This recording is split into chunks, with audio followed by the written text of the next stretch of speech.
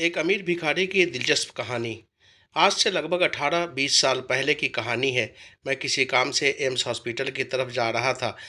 मैं अपनी सवारी से आश्रम होते हुए काफ़ी ट्रैफिक जाम से गुजरने के बाद एम्स के रेड लाइट पर ग्रीन सिग्नल का इंतज़ार कर रहा था।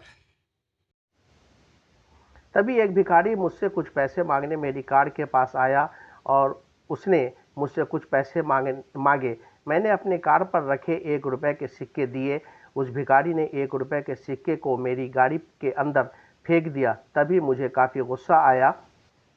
मैं अपनी कार से उतरा और उस भिखारी से पूछा कि तुमने पैसा क्यों फेंका।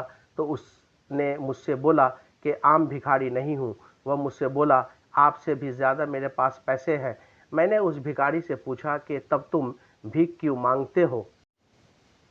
वह बोला, साहब यह मेरा खानदानी काम है। मेरा पूरा परिवार भीख मांगता है इस रेड लाइट पर।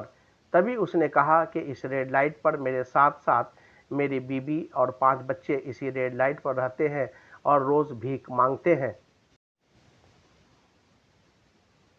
और लोगों का दिया हुआ खाना खाकर सो जाता हूँ। जितने भी पैसे इकट्ठे होते हैं वह मैं इंटरेस्ट पर दुकानदार को दे देता हूँ। तभी मैंने उससे पूछा कि एक दिन में कितना कमा लेते हो। तब उसने जो कैलकुलेशन बताया, तब मैं बिल्कुल हक्का बक्का रह गया। उसने बताया कि इस रेड लाइट पर एक दिन में लगभग 350 बार रेड लाइट होती है। अगर एक रेड लाइट पर हम सबको कोई 1 रुपया ही देता है तो 7 रुपया हुआ। अब आप इसको 350 से गुना कर ले तो हुआ 2450। इसको 365 दिन से गुना कर ले तो हुआ 8,94,250 रुपया। इससे भी ज़्यादा कमा लेता हूँ एक साल में। लगभग 10 साल से यह काम कर रहा हूँ। तब मैंने उससे पूछा कि तुम कोई काम धंधा क्यों नहीं कर लेते हो। तुम्हारे पास तो इतने सारे पैसे हैं। तुम धूप पानी सर्दी गर्मी में इतना कष्ट क्यों करते हो। तो मैंने पूछा कि तुम इतना पैसा क्या करते हो। तो उसने बताया कि यह पैसा दुकानदार को दे देता हूँ।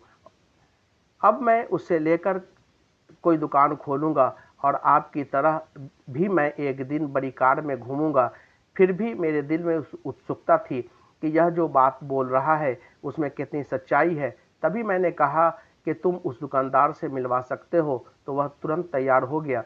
मैंने उस भिखारी को अपने गाड़ी में बैठाया और उसके बताए पते पर पहुंचा। जैसे ही मैं और वह दुकानदार के दुकान में गया, दुकानदार तो कुछ देर के लिए पहले चौंक गया, मगर जब मैंने उसको सारी बातें बताई तब इस दुकानदार ने सारी सच्चाई बताई कि इस दुकानदार ने यह भी बताया कि इसने कई दुकानदार को इंटरेस्ट पे पैसे दिया हुआ है। तब जाकर मुझे कुछ यकीन हुआ। वहीं पर एक चाय की दुकान थी, उसने मुझे चाय भी पिलाया। चाय पीने के दौरान मैंने कहा कि अच्छा अब मैं चलता हूँ। तब मैंने उससे हाथ मिलाया और वहाँ से अपने काम से निकल गया।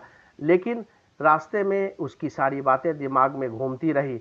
एक बात तो साफ है कि उस भिखारी ने मुझे एक सीख दी, और अगर इंसान के अंदर जज्बा और लगन हो तो वह अपने मंजिल पर ज़रूर पहुंच सकता है।